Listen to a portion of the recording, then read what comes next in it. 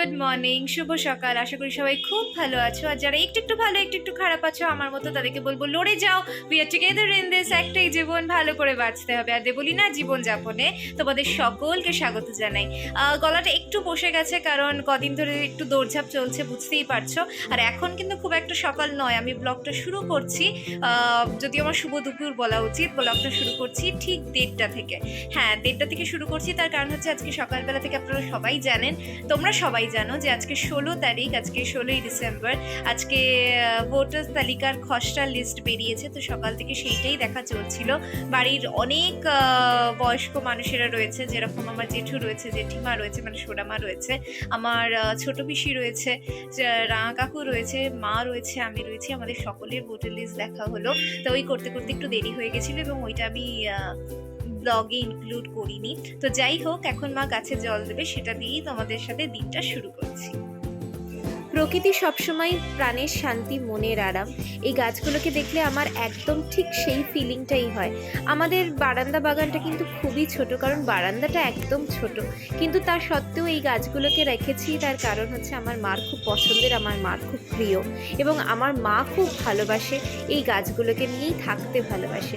আর যেহেতু একদম রোডের ওপরে বাড়ি, সেহেতু ধুলোটাও বেশি হয়, কিন্তু এই গাছগুলো কিন্তু সেই ধুলো থেকেও আমাদেরকে প্রোটেক্ট করে। এই যে দেখছো মানি প্ল্যান্টটা, এটার কিন্তু বয়স প্রায় 3 বছর, তাও কিন্তু দিব্যি আছে, ভালো আছে, আনন্দের সাথে আছে। আমার মা সবসময় এই গাছগুলোর পরিচর্যা করার চেষ্টা করে, হার্ট ফেলিওর পেশেন্ট হওয়া সত্ত্বেও। স্পাইডার প্ল্যান্টটাকেও ভালোবাসে, আমাদের রঙ্গন গাছটাকেও ভালোবাসে।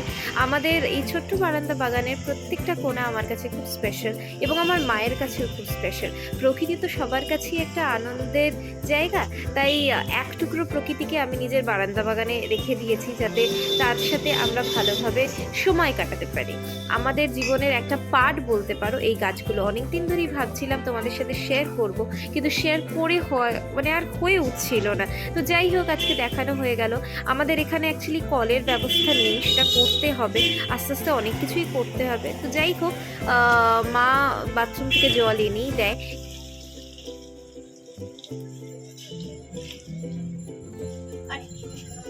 হ্যালো এভরিওয়ান, শুভ সকাল। আশা করি সবাই খুব ভালো আছো। আজকে সকালবেলায় রান্নাঘর থেকে শুরু হচ্ছে, কারণ ডালে কালকে ঠিকঠাক নুন পড়েনি, তাই জন্য মা আবার সব কিছু ঠিকঠাক করছে। আর আলু পোস্ততে এতই মিষ্টি হয়ে গেছে যে সেটা জাস্ট খাওয়া যাচ্ছিল না। তাই মা, তুমি কি করবে? আমি এখন কড়াই একটু তেল দিয়েছি, লঙ্কা ছিঁড়ে দিয়েছি, দিয়ে লঙ্কাগুলোকে ভাজবো। ভেজে ওই পোস্তটা একটু জল দেবো, পোস্তটা কড়াই দেবো, দিয়ে একটু জল দেবো, দিয়ে একটু পাতলা পাতলা যাতে মিষ্টির পরিমাণটা কমে। একটা আলু মিষ্টি, তাতে যদি বেশি পরিমাণে মিষ্টি পড়ে যায় সেটা একেবারেই সুস্বাদু খেতে হয় না। দেখি, আমি তো এককালে 16 জন মেম্বারে রান্না করেছি। এখন আমার পেটের শরীরের এটা কি করছো? এত গোলানোর দরকার আছে নাকি? হ্যাঁ, ডালটা মিশিয়ে নেবো, নাকি কি ভালো লাগবে নাকি? আর ডাল, নুন, জল এবার কোথাও আর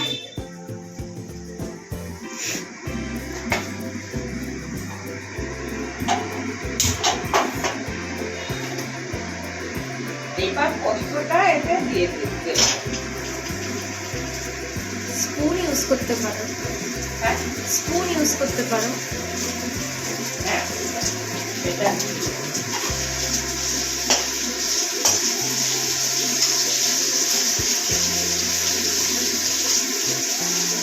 এটা একটু জল দিতে হবে, জল না দিলে হবে। কালকে রাত্রে তোমাদের সাথে আসবো ভেবেছিলাম, কিন্তু আসতে পারিনি একটা বিশেষ কারণে, সেটা তোমাদেরকে পরে বলছি। আমার প্রচণ্ড পরিমাণে অ্যাজমা বেড়েছিল, ইনহেলার নিয়েই এখন তোমাদের সাথে কথা বলছি। ভাবলাম মা যখন কাজটা করছি, তখন এই ক্লিপটাও তোমাদের সামনে তুলে ধরি, কারণ আলু পোস্ত মোটামুটি আমরা সবাই খেতে ভালোবাসি। আমি আলু পাস্তা বলতে যাচ্ছিলাম। কথা বলতে বলতে মাঝে মধ্যে যে কখন কথাটা আটকে যায় সেটা নিজেই বুঝতে পারি। এটাও একটু নুন দিতে হবে, একটু জলটা দিতে হবে।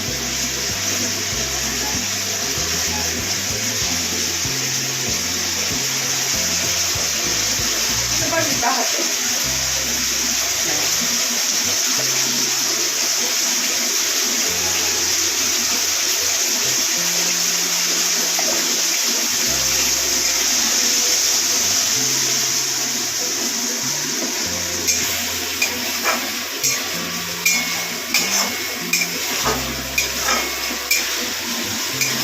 পোস্তটা হয়ে গেল, এইবার ডালটা বসাবো।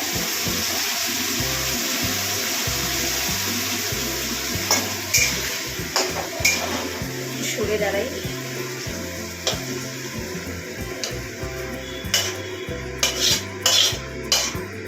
আমাদের কিন্তু সেই পুরনো বটি এখনো চলছে, মানে পুরনো দিনের মতো বটি এখনো আমাদের এখানে ইউজ করা হয়। চপারের থেকেও আমরা বটি বেশি প্রেফার করি।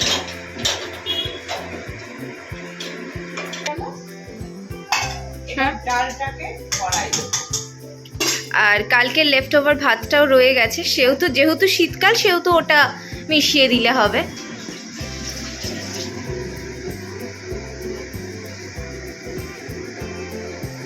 নিজে না করলে হয় না, আমার লোকজন আছে ঠিক কথা, কিন্তু আমি বহু বছর ফ্যামিলিতে টুকটাক রান্না বান্না করেছি, তো আমার একটু মনের মতো হওয়া দরকার। আমার মাও আস্তে আস্তে আমার সাথে সবকিছু শিখছে, তাই মা যখন কথা বলবে ক্যামেরার দিকে তাকিয়ে কথা বলবে। সকলকে সুপ্রভাত। তোমরা সকলেই আশা করি ভালো আছো। সকলের ব্রেকফাস্ট হয়ে গেছে এবং আজকে সকালে শুভ সকালে তোমরা আশা করি ভালো ব্রেকফাস্ট করেছো। আমার সব সন্তানেরা এবং আমার দিদি ভাইয়েরা, দাদা ভাইয়েরা প্রত্যেকেই ভালো আছো, এই হচ্ছে আমার মনস্কামনা। তো এখন ডালটা ফুটুক, ডালটা ফুটতে দিতে হবে। এই যে ডাল প্রিপেয়ার হচ্ছে।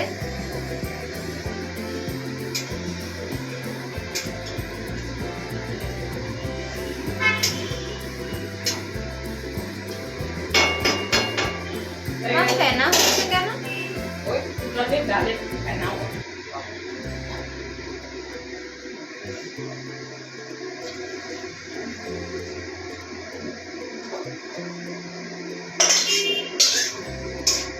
এবার যা করার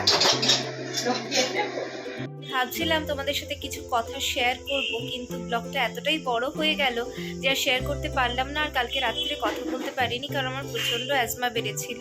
এই যে এই ইনহেলারটা আমি এখন নিচ্ছি এরকট, তো এই ইনহেলারটা নিয়ে কালকে কোনো রকমে একটু স্বস্তি পেয়েছি। যারা আমাকে পার্সোনালি চেনো, যেরকম মোমন দিদিভাই কালকে খবর নিচ্ছিল, দিদিভাই জানে, মানে ইউটিউবেরই মোমন কি যেন মেকআপ ওয়ার্ল্ড বোধহয় চ্যানেলটার নাম, তো আমি শিওর ঠিক মনে করতে পারছি না, লিঙ্ক অ্যাটাচ করে দেবো।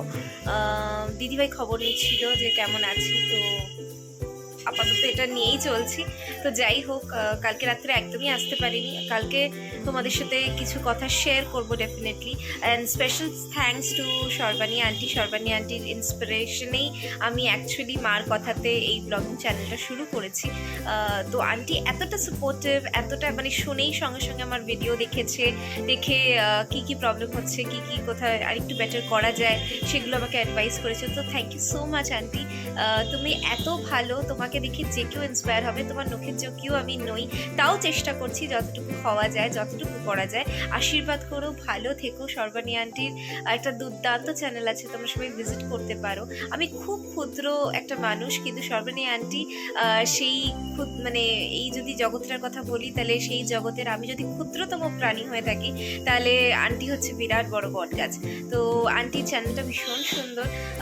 তোমরা সবাই আন্টিকে খুব সাপোর্ট করো, খুব ভালোবাসো, আমি জানি। সর্বাণী আন্টিকে আমিও খুব ভালোবাসি। তো থ্যাংক ইউ বলে আমি আন্টিকে ছোট করবো না, আমার প্রণাম জানাচ্ছি। আর তোমাদের সাথে এই কদিন ব্লগিং করার অভিজ্ঞতাটা আমি শেয়ার ডেফিনেটলি করবো, কিন্তু পরের ব্লগে করবো, কারণ এই ব্লগটা অনেক বেশি বড় হয়ে যাবে নাহলে। তো চলো, আজকে দিনের মতো আমি বিদায় নিচ্ছি। সবাই ভালো থেকো, সুস্থ থেকো, এবং আবার দেখা হবে অন্য কোনো সকালে, অন্য কোনো ভিডিওতে, অন্য কোনো সকালে, অন্য কোনো আলোয়, অন্য কোনো ভোরে, অন্য কোনো আলোয়, অন্য কোনো ব্লগের সাথে। ততক্ষণের জন্য টাটা, সবাই ভালো থেকো, দুগ্গা দুগ্গা।